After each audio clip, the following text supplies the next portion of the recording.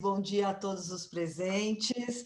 Agradeço muito a oportunidade de poder falar um pouquinho sobre a nossa Eslovênia, né? Então, em primeiro lugar, eu gostaria de responder a pergunta não, né? Responder ao Ranier, aquela família que você viu, a Helena com os dois filhos, a menina se chama Zofie e o menino se chama Willem. Eles também são Jujex, então são nossos primos que moram aqui no Brasil, no Rio Grande, no sul do Brasil, em Jaraguá. E a gente fica muito feliz que eles estejam presentes aqui com a gente. E essa apresentação, quem me ajudou a fazer foi justamente a Helena, que sempre fez parte da comunidade eslovena lá na Argentina. E aí, quando ela veio para o Brasil, ela agora nos ajuda aqui no Brasil. Então, eu espero que me perdoem, por favor, se eu errar algum nome esloveno, mas né? Govorite malo eslovensko.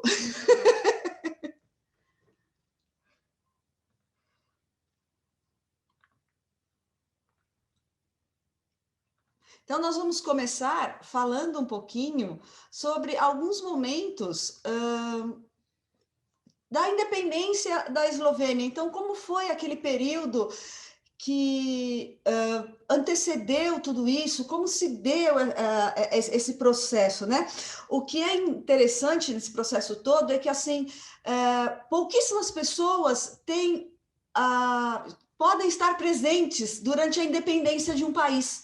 E eu acho que isso é uma coisa que vai ficar gravada para sempre dentro do DNA, digamos, da memória do esloveno, porque ele pôde, diferentemente da grande maioria dos países, batalhar por algo que lhe era necessário, que foi justamente essa ser liberdade, ser sozinho, mas não, né, desacompanhado, mas ser uma nação, ser uma pátria, ser Eslovênia.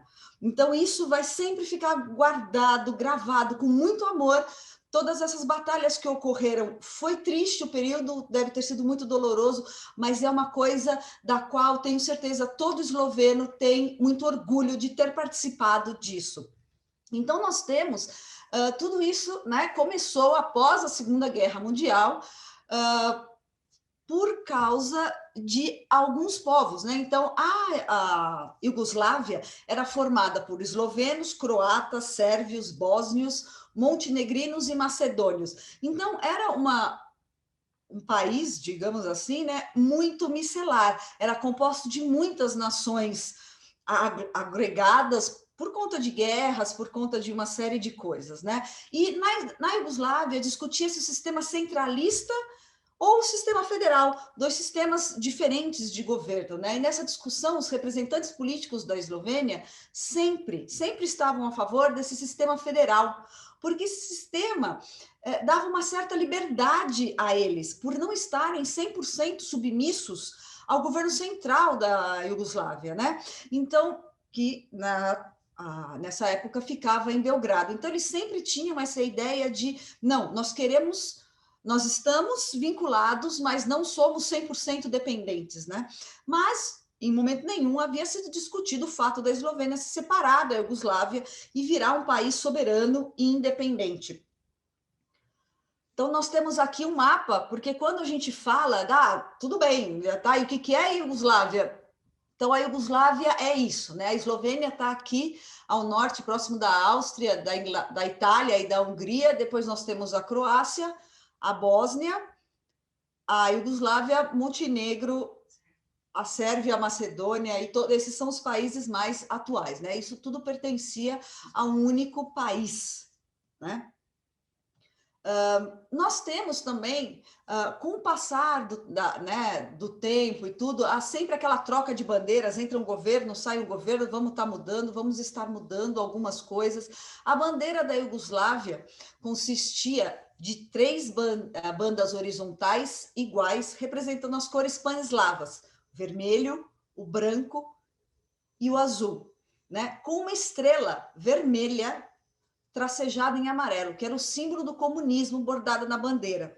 Essa bandeira foi criada durante a Segunda Guerra Mundial e ela foi criada em substituição ao brasão real da bandeira do Reino da Iugoslávia, que consistia desse brasão imperial advindo de muitas décadas atrás. Então, a nossa bandeira da Eslovênia também advém ter toda uma história por trás dela, né? As cores e as representações de tudo que ela tem bordado e colocado nela.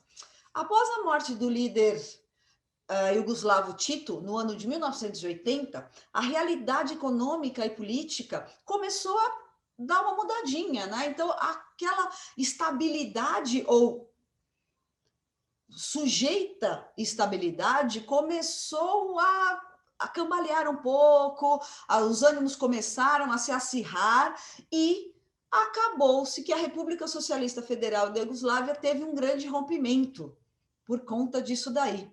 A decisão da Eslovênia de abandonar a Iugoslávia não foi fácil, por uma série de fatores políticos, sociais, econômicos e outros fatores também, mas era uma coisa que ela já queria desde 1945. Né? Os eslovenos já vinham investindo muita energia e recursos nesse governo iugoslavo, aguardando, talvez por conta de uma mudança, né, essa possível troca.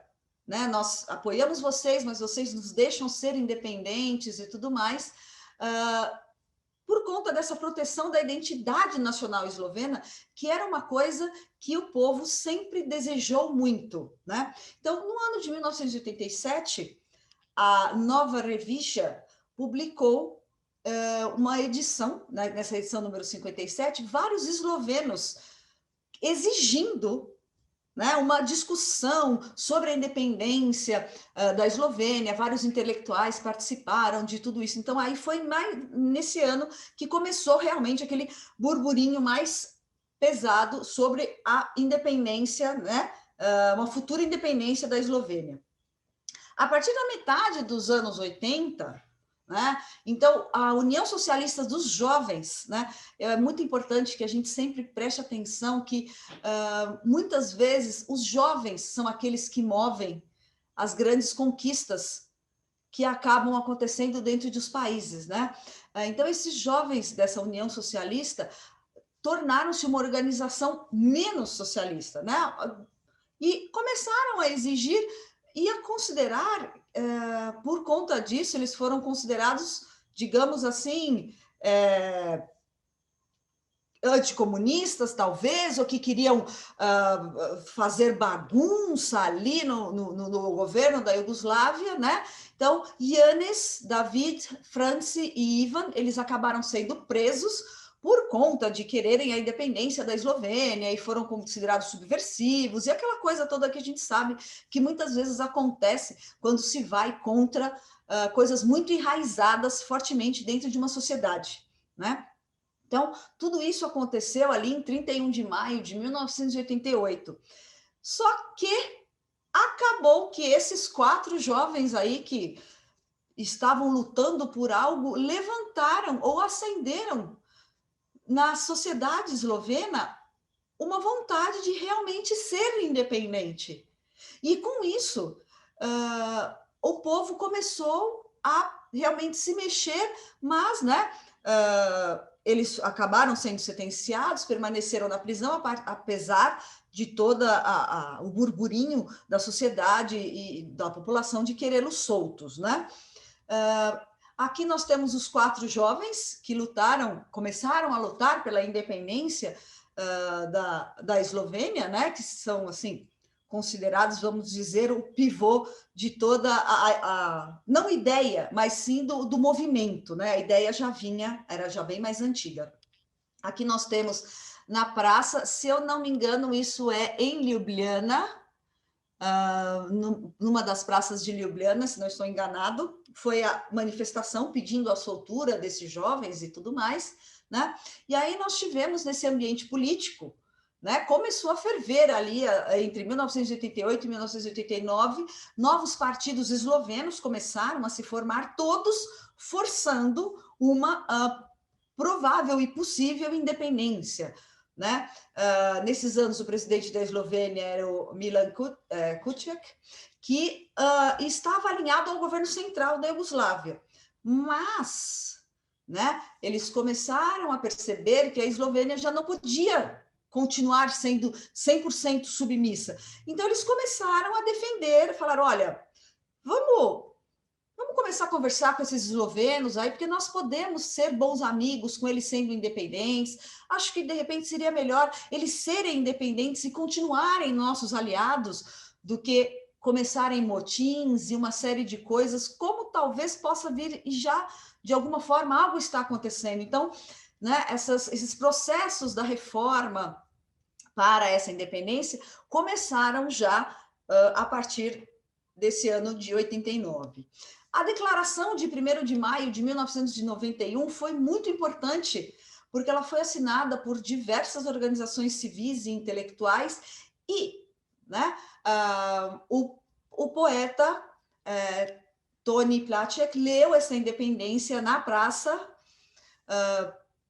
mostrando a todos o quanto isso era importante, né? E nessa declaração estavam as exigências, né, para o partidos democráticos, para uma Eslovênia independente, para uma não subordinação ao governo da Iugoslávia, e tentaram, de alguma forma, começar já, a partir dessa declaração de maio, já movimentar todo esse grande movimento da independência que vai acontecer dentro de algum tempo, né? Aqui nós temos também o poeta lendo essa declaração, todos presentes, com faixas, pedindo, né? Sempre todos atentos, batalhando por isso. Os conflitos foram crescendo, né? Dentro dessa política toda que estava acontecendo. Em janeiro de 1989, o governo sérvio fez um bloqueio econômico à Eslovênia, devido ao fato de que ela tinha apoio dos albaneses de Kosovo. Em 1º de janeiro de 1989, a política da Eslovênia, junto com os croatas, iniciou no norte uma ação que impedia os sérvios e simpatizantes do presidente meio que de andarem pelos ônibus, de se locomoverem por aí, querendo, né, de certa forma, obrigar a volta da fala, da volta dos movimentos de independência e tudo. E em março de 1990, a Eslovênia declarou sua independência econômica. No mês de abril, elegeu como presidente Milan Kučak, mas o parlamento ganhou as eleições e pela oposição foi escolhido Lojzé Peterle. Então, aqui houveram, em 23 de dezembro de 1990, um plebiscito onde as pessoas podiam escolher: somos a favor da independência ou queremos continuar como parte da Iugoslávia, né? 93% dos votantes pediram a independência da Eslovênia. Então, no dia 25 de julho de 1991, aconteceu, né? Os acontecimentos pioraram muito e o parlamento esloveno aceitou a lei que concretizava, ou que declarava a independência. Então, houve, no dia 26, comemorou-se oficialmente a independência da Eslovênia no Trg Republic, em Ljubljana, descendo a bandeira da Iugoslávia e trocando pela bandeira da Eslovênia. E muitas pessoas estavam presentes nesse acontecimento. Foi um acontecimento que reuniu muitas pessoas de todas as áreas, estavam presentes, porque foi realmente um fato histórico muito importante para o povo esloveno, que vinha lutando por isso há tantos anos, né? E algumas curiosidades sobre esse dia, porque, na verdade, os acontecimentos históricos não se fazem só de histórias, mas sempre há aquela conversa de bastidores que a gente muitas vezes até acha mais interessante, né? Então, nesse dia, estavam presentes autoridades austríacas e italianas, mas nenhuma outra autoridade de nenhum outro país estava presente. Enquanto passavam pela praça, MiGs das forças iugoslavas passavam acima deles, muito provavelmente tentando intimidá-los de alguma forma, né? E olha só, os eslovenos estavam tão ansiosos por serem independentes que acabaram costurando o brasão da bandeira ao contrário. Mas esse erro foi rapidamente resolvido às pressas numa oficina ali, e hoje nós temos o nosso lindo brasão costurado da forma correta na nossa bandeira, né? Logo depois iniciou-se a Guerra dos 10 Dias, que, para a sorte do povo esloveno, realmente durou apenas 10 dias. Mas nós sabemos que uma guerra é sempre muito preocupante, pois traz muita destruição e dá baixas a todos. Mas, em 23 de dezembro de 1991, foi aprovada a Constituição Eslovena e a União Europeia aceitou a República da Eslovênia como país independente em janeiro de 1992. Espero não ter esquecido nenhum detalhe importante, mas então essa é uma breve historinha do que antecedeu a independência do nosso lindo país. Boris, passo a palavra. Cristina, eu adorei o relato teu, foi maravilhosa aula, nos instruindo sobre esses momentos aí tão importantes da história da Eslovênia. Muito obrigado por isso. Na realidade, eu gostaria de estar convidando de volta o nosso embaixador, o Martin, o Bogdan, a embaixadora Débora, se assim desejar, para falar um pouquinho desses momentos. Já temos o contexto histórico, né? E eu queria escutar de vocês, é uma conversa, é um papo, é uma conversa, né? São coisas do momento. Né? Inclusive, tem um aspecto bem interessante, que eu acho que eu vou jogar isso para o embaixador, né? Que, na realidade, no dia 25 é comemorado não a independência da Eslovênia, né? Na realidade, é o dia do Estado, né? Que o dia da independência foi, acho, o dia do plebiscito. No Brasil, nós sempre comemoramos, né, no dia 25 de junho como o dia da independência. Né? Então, a gente... Por favor, explique para a gente né, esse misunderstanding. Né? Bom, por favor, embaixador Bogdan, Martin, embaixadora Débora, é o momento de vocês. Minha parte passou a palavra para a Débora para iniciar, depois seguimos. Olha, eu não sei muito o que dizer, Boris, a gente segue o calendário oficial das autoridades eslovenas, então é um pouco eles que comandam esse jogo, mas na realidade a gente aproveita todas as oportunidades festivas, a gente comemora Sim. tudo. É isso aí. Sim, isso é se posso também, né? Essas duas datas, né? Uma é dezembro, né? A data do referendo, né? Próprio, onde como já o senhor Černugel falou, né? E também essa excelente apresentação de Cristina, né? O povo, né? Na verdade, decidiu para ir, né? Independente e depois, né? Então precisou, né, esses meia de ano, né, para organizar-se, né, na verdade, né, e então em junho, 25 de junho de 1991, a independência foi declarada, né. Não é fácil, né, organizar a nascida de uma nova nação, de um novo país em Europa, né, então, mas essa ligação, né, entre os dois datas, isso é uma coisa muito importante, né? Isso é também parte de minha fala, por exemplo, né, que com pessoalmente, né, experiência de independência, né, que esse sentido, né, que a luta para a independência tem esse apoio enorme, né, do povo. Quase 100%, né, votam pela independência. Isso é muito importante. É uma única coisa, né, na verdade, nessa época na Europa e em toda a história, né, e por isso, né, essa história da Eslovênia é tão especial, acho. Mas se eu posso, em primeiro lugar, mais uma vez, né, parabenizar todos envolvidos nessa apresentação, Cristina, Ania, Roberto, excelente trabalho, verdade. Como esse quadro, né, esse contexto histórico já está tão bem definido, estabelecido, eu falarei um pouco sobre minha experiência pessoal, minhas memórias, né, da época. eu tinha 13 anos em 1991, então, com certeza não entendi, né, todas as dimensões de acontecimento, né?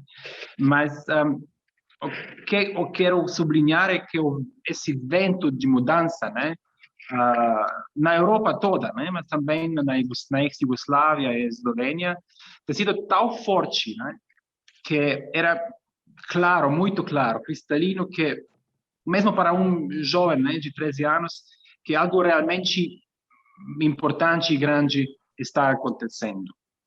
Todos nós sabíamos, e tenho certeza que isso foi o sentido aqui no Brasil, né, na comunidade também, que esse verão, né, de 1991 não é apenas um dos verões, né, comuns de nossas vidas, né?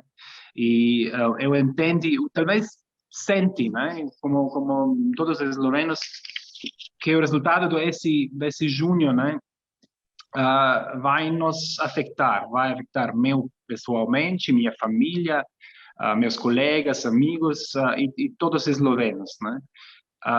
E já mencionou que me lembro muito bem de sentimos da vitória, né, com declaração da independência, também sentimentos de incerteza com guerra, né, na verdade, na Eslovênia, medo também, né, sentimentos de esperar e esperar uma solução para o desembramamento da ex-Yugoslávia. Para um jovem esloveno na época, né, parece uma longa espera, né, uma dura espera.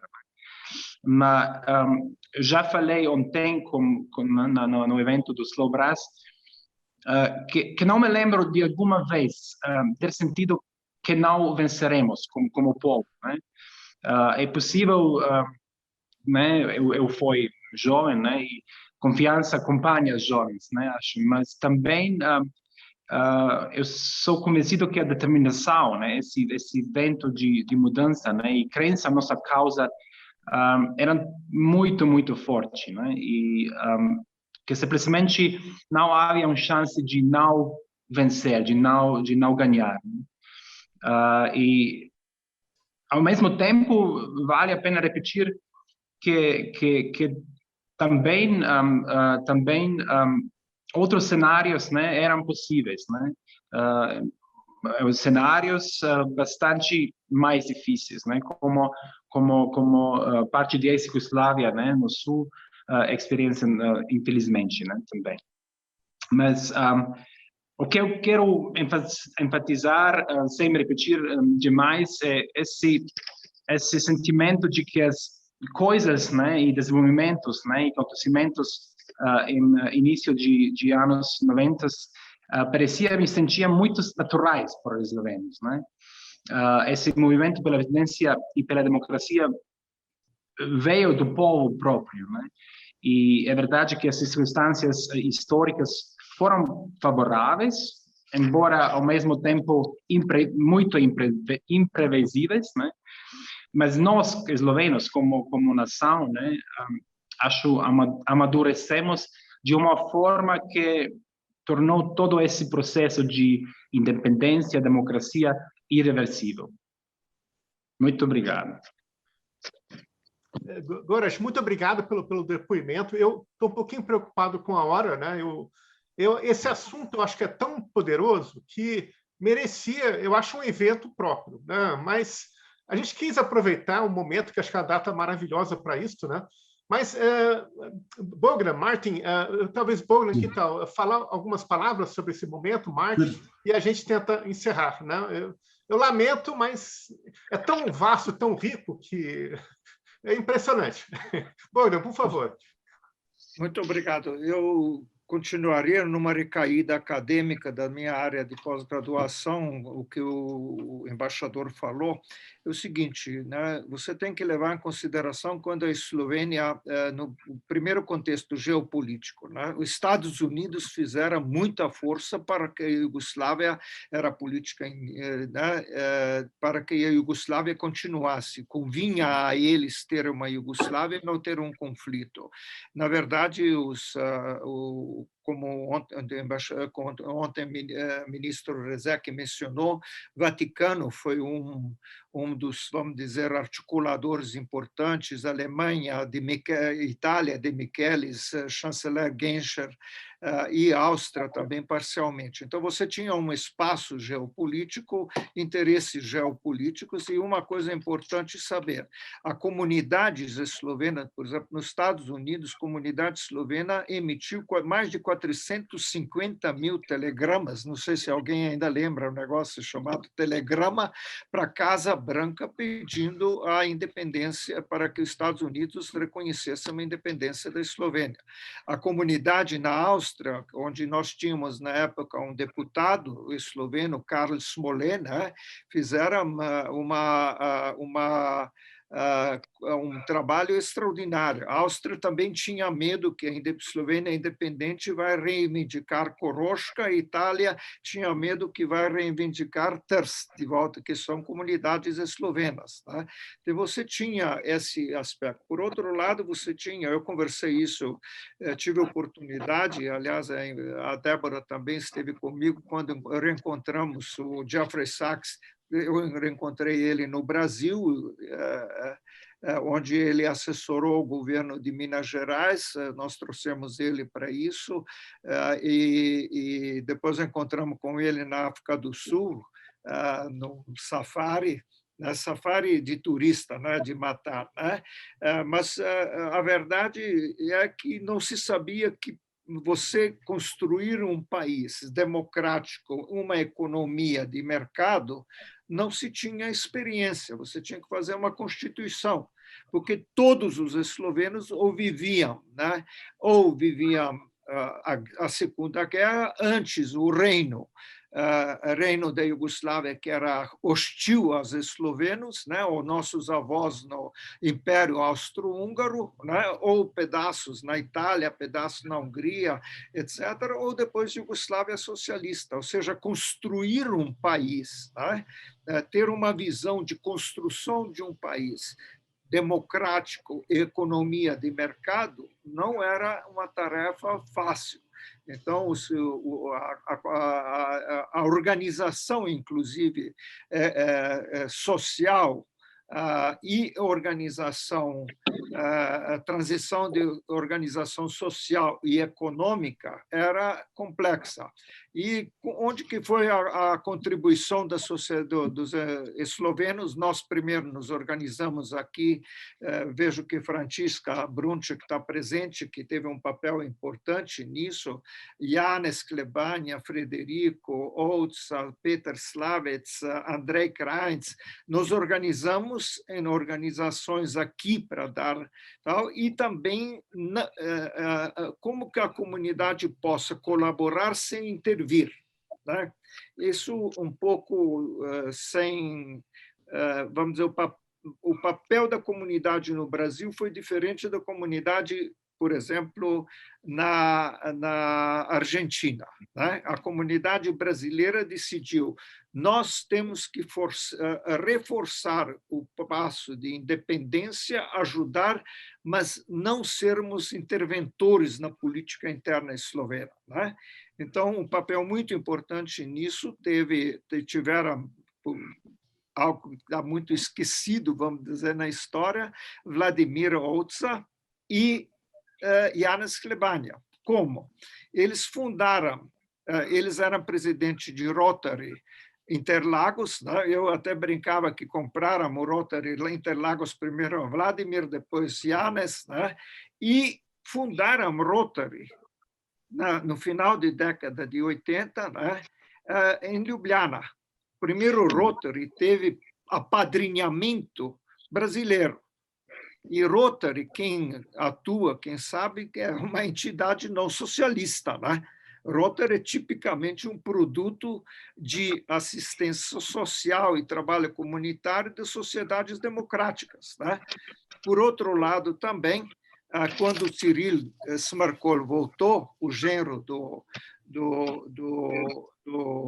Vladimir Outsa, ele se engajou na Slovenska Ljudska Stranka, aliás, na época Kmečka Stranka, né?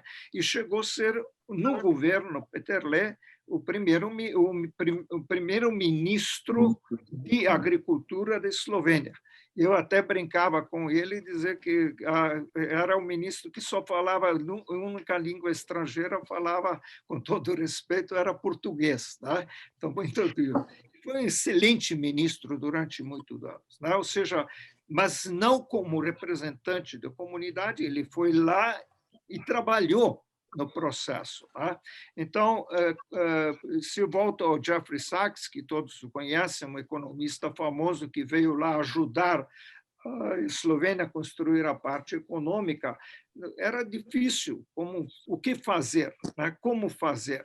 Nós, inclusive, que éramos cidadãos jugoslavos eslovenos, em seguida recebíamos um voucher de 2.000, 3.000 marcos, não sei quanto, de propriedade. Ou seja, construir isso, né, que até hoje está, em certa parte, essa construção. E eu queria, se o embaixador Goras e a embaixadora Débora me permitem, que os dois viveram isso, um fato muito importante na relação eslovenos e Brasil. Logo depois da independência, em muitos lugares da Eslovênia colocaram uma bandeira eslovena representante de Ljubljanska Banka, por exemplo, e falaram: eu sou embaixador, agora representante da Eslovênia oficial. Né? Tanto a embaixadora Débora como o embaixador Goras conhecem Jože Kunic, que fez isso especificamente em Irã. Né? Depois virou diplomata, entre aspas, profissional. Nós, a comunidade, na Argentina, por exemplo, vetaram a comunidade vetou primeiro o embaixador esloveno, né? Que a comunidade achou que ele era comunista demais, né, ou de esquerda do regime, e ele depois virou embaixador, se não me engano, em Madrid. Né? A comunidade no Brasil, não. A comunidade no Brasil, inclusive por causa do Itamaraty e da força que Itamaraty tem na estrutura política do governo brasileiro, nós falamos: não, nós não vamos fazer isso. Nós vamos apoiar a profissionalização. Então, primeiro embaixador foi embaixador junto às Nações Unidas, que era o Dr. Danilo Tirk. Né? O segundo embaixador continuou, e enquanto a Eslovênia não determinou que teria a abertura da embaixada no Brasil, né? Que foi a Milena Schmidt, primeira embaixadora, depois já que, inclusive, abriu o Brasil a embaixada. Então, essas relações foram postas, né, e eu acabei, inclusive, se o embaixador Goras me permitir, o embaixador Brian acabou de me ligar, né, pediu para cumprimentar todos, né, e nós dois comentamos essa profissionalização de carreira diplomática, né, da Eslovênia, né, onde o embaixador Goras começou como terceiro secretário, né, e foi galgando até chegar.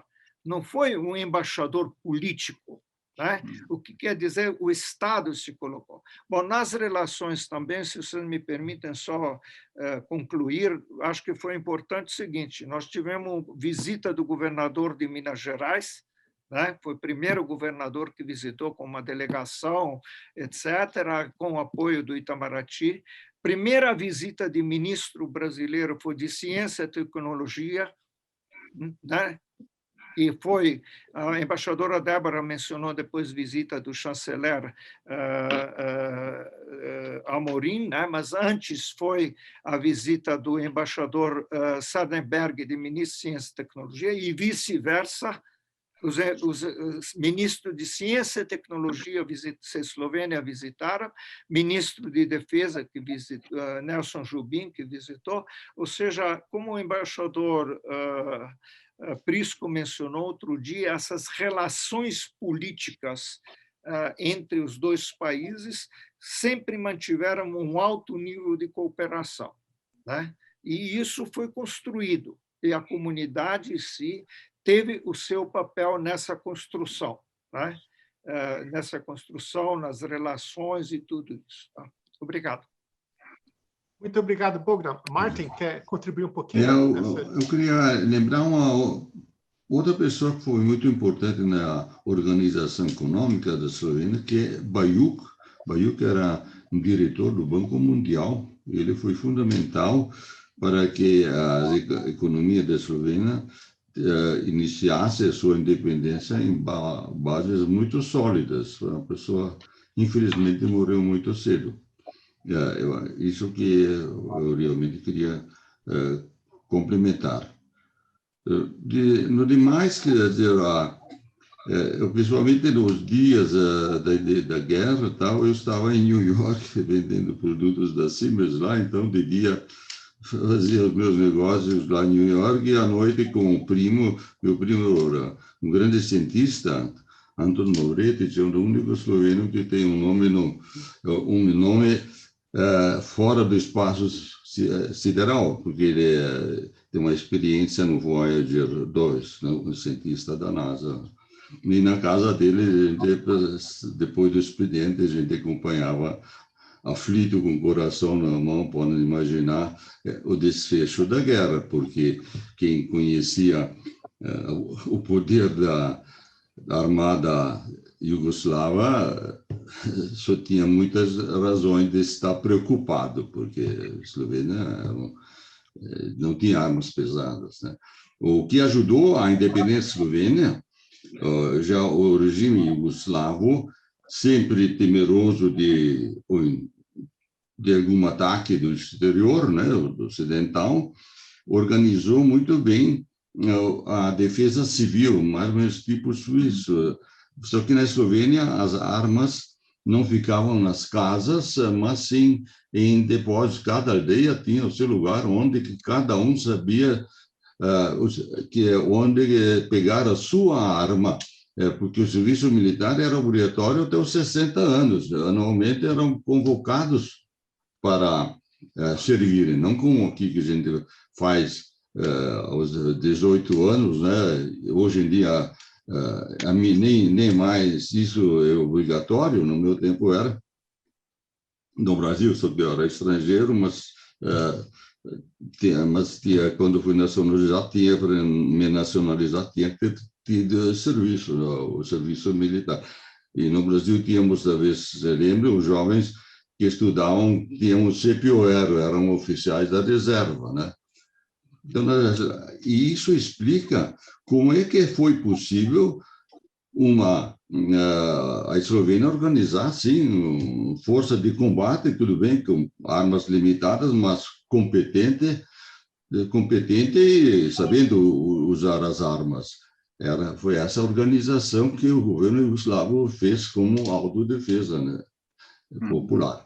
Então, isso foi fundamental, porque em poucos dias, num dia seguinte, todo mundo sabia o que fazer, onde fazer, sabia manejar um fuzil, né? Esse é um dado, eu acho, interessante.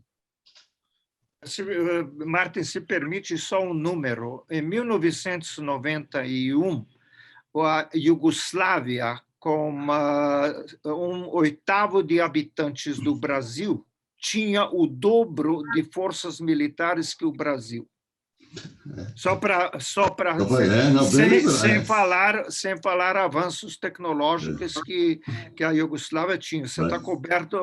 E, além do mais, é o seguinte, né? A alegria dos sérvios, com todo respeito, era para falar que eslovenos somos bons para tudo, com exceção para guerrear, né? Eles nos subestimavam, né? Espalharam que esloveno não é guerreiro, esloveno não sabe lutar, etc. Que não é verdade. Que, inclusive, na Segunda Guerra Mundial, as forças eslovenas eram que derrotavam os alemães, eram par passo, não eram, né?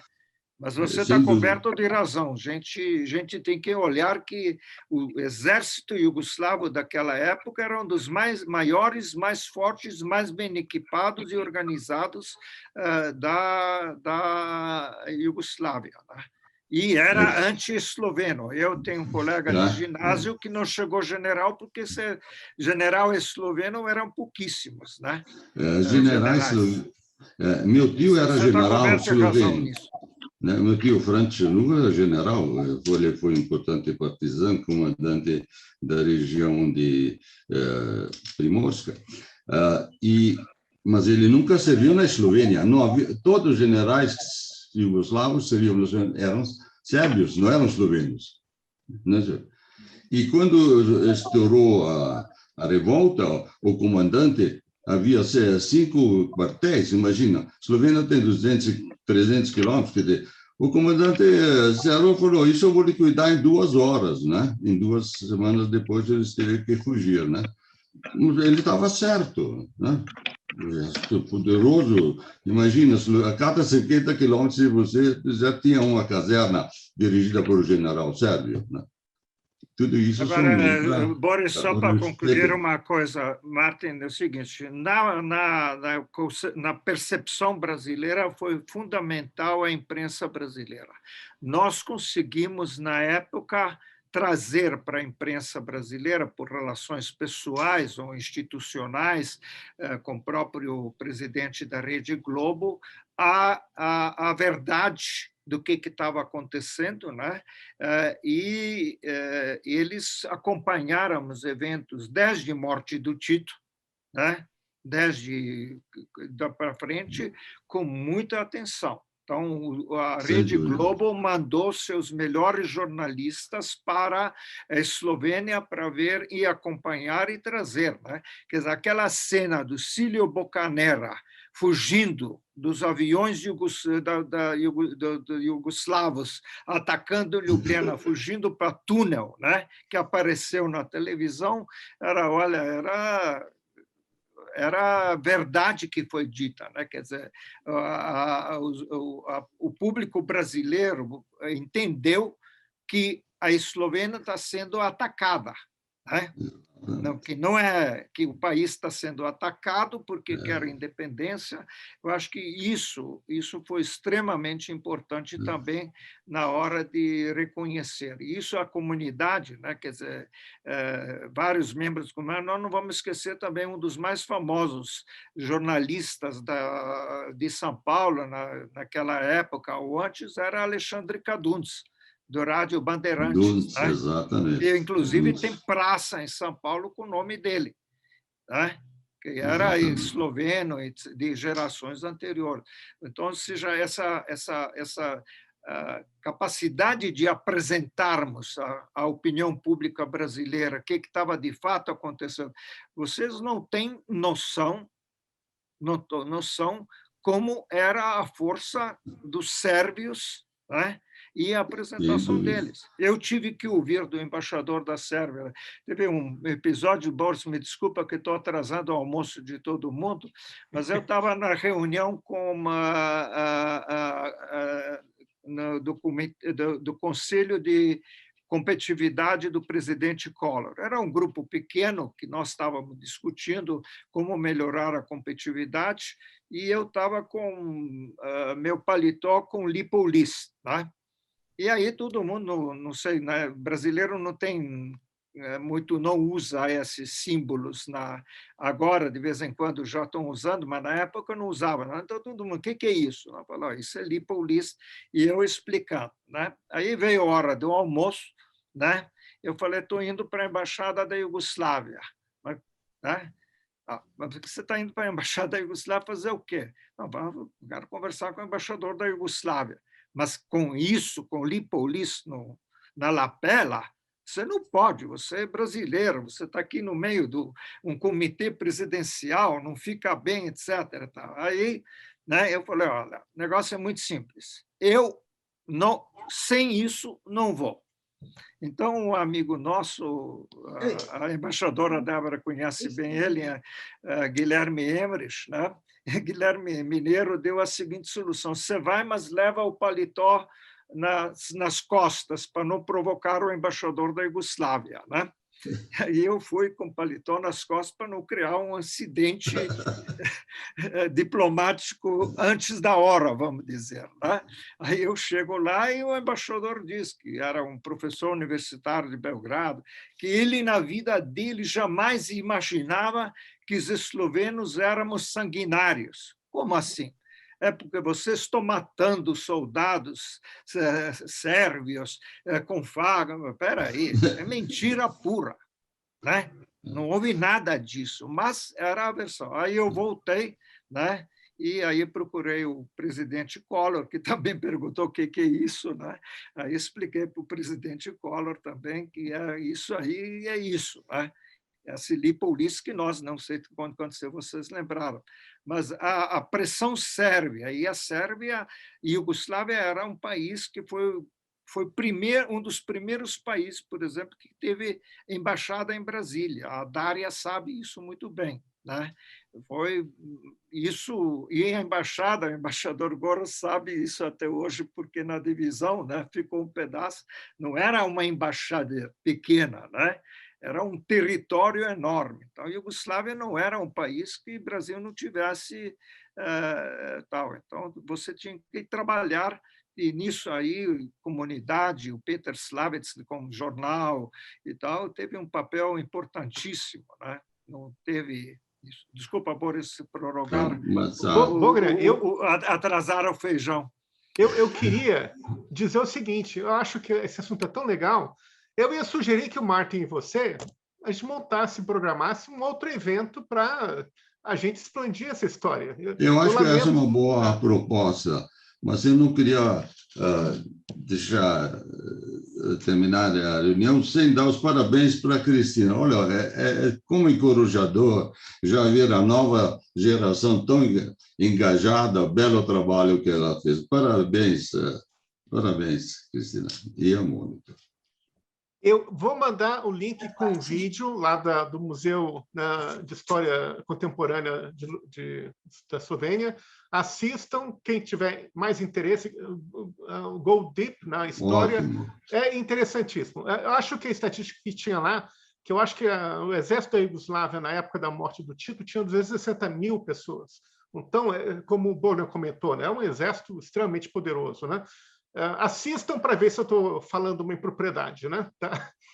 Eu sei que passou o tempo, eu lamento que a gente tenha demorado tanto, mas foi uma coisa memorável, maravilhosa. Eu tinha uma fala sobre a UEB, a gente fala então sobre a UEB lá em dezembro, né? Espero que teremos outros eventos acontecendo aí nos próximos meses.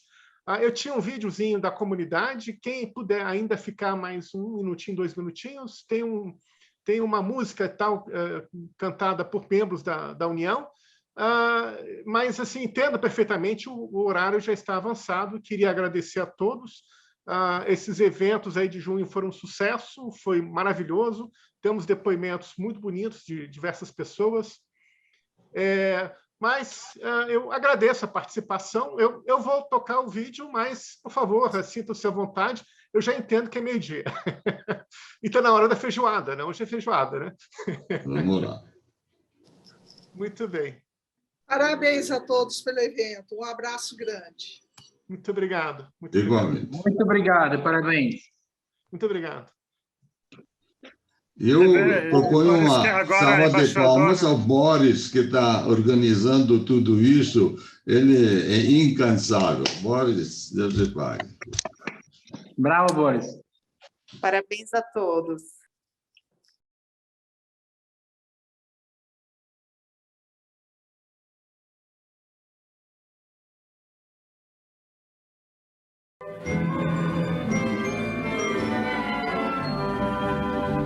Высоке не сеже поглед, лед пота засаняна.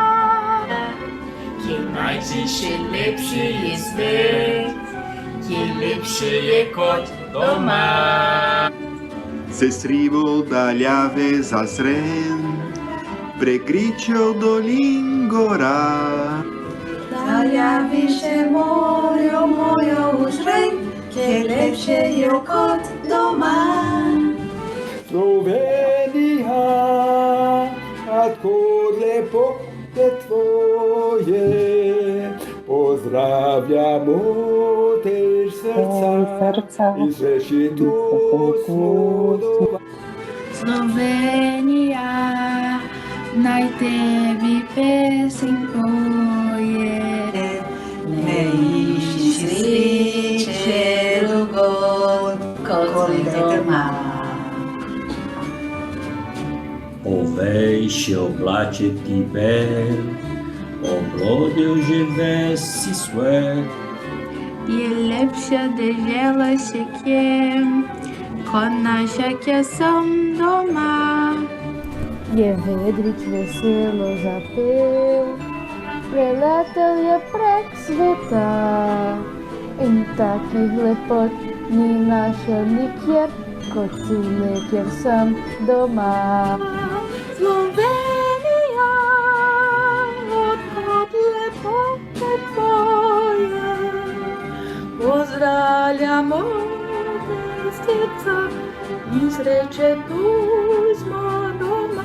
Slovenija, naj tebi pesem poje, ne isti sreče drugod kot doma. Slovenija, odkot lepote tvoje, pozdravljamo te iz srca in srečne tu smo doma. Slovenija, naj tebi pesem poje, ne ići sreće drugod kot le doma.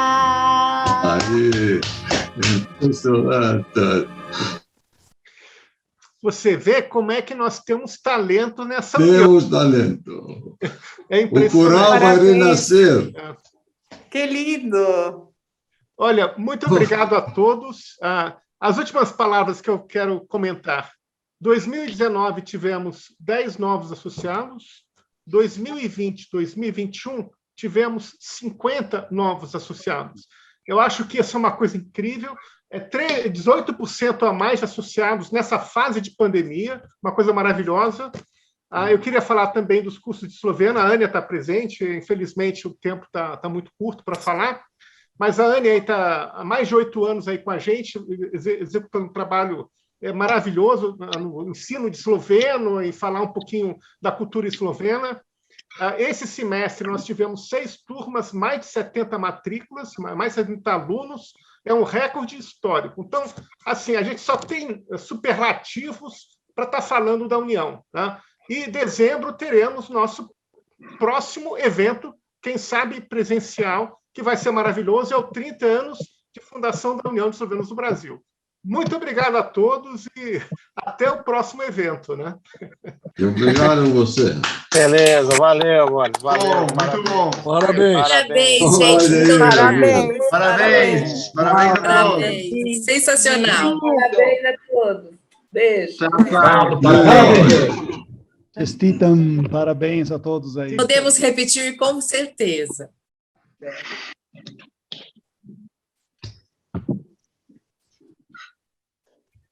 Então, na Suíde, Na Suíde,